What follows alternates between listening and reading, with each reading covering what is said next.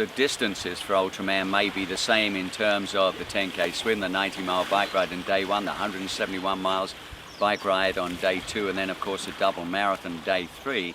There's a lot of similarities otherwise, and the big part of that is the ultra family that gets established. There's no other race or event that you would be doing that. It was kind of almost like humorous even out there, you know, because I was like going, you know.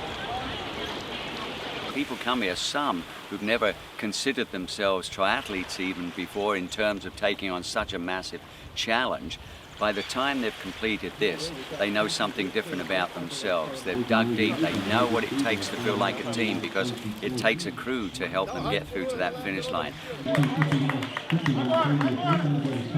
My involvement started when Dave Cobb approached me with the need for another person to be consistent as a tech support person for the race.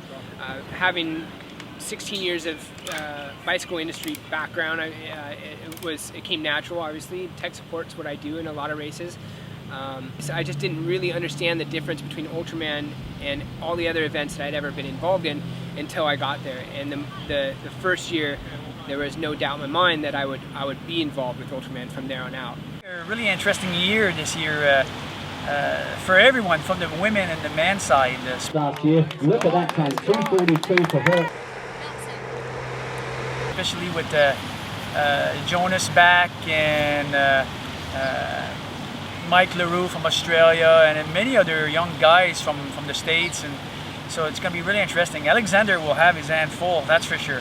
But I know he's quite the guy. He is smart and he has the experience, and he's been here before. He's done it many times now, so he knows what's coming up for sure. On the swim, I could see Jonas taking off really hard, and Jonas knows. I spoke to him this morning and he told me that he needs to take a lead in the swim for sure, by a good lead, because Alexander on the run will come back just like a ghost in the night.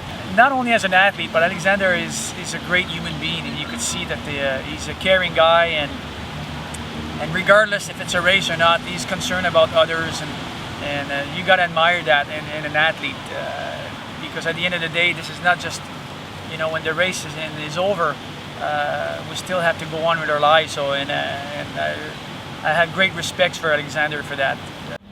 The thing about Alex is the fact that I found him just such a true competitor, such a true and honest competitor this year. You know, like he's got 4 world titles on his shoulder, yet he's got the ability here to adapt to the conditions and the circumstances that he was dealt with. And unfortunately this year he obviously had issues, stomach issues, and he was a bit cooked.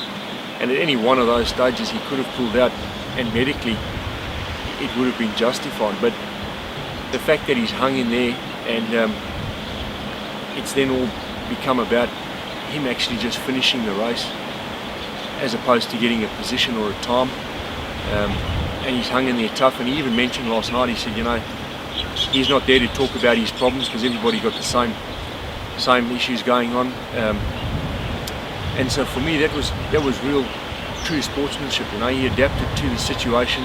He didn't moan about it. He just took it in his stride, and it's very inspirational. So you know, as an athlete and a competitor, I think he gets it. He gets the sportsmanship. He's a true, honest competitor, and someone to look up to in this sort of sport. You know, the other thing that stands out for me is that he's a single father at the moment.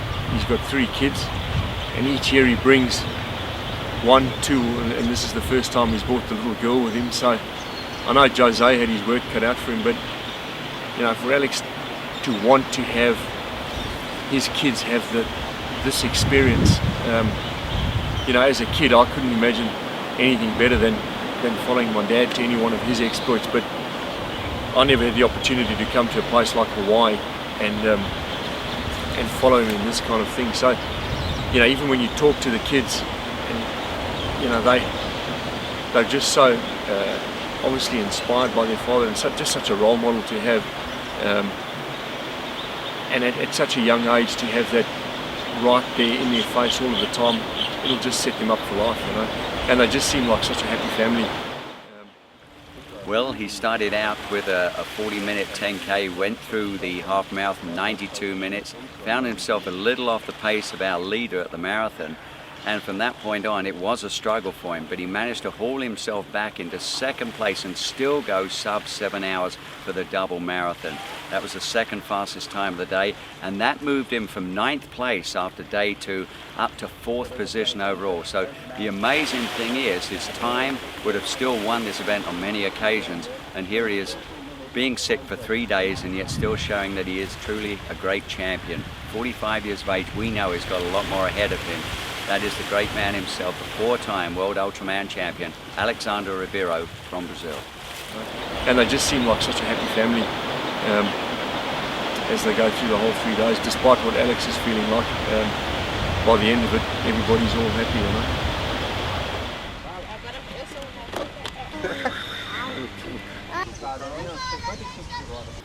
Aloha.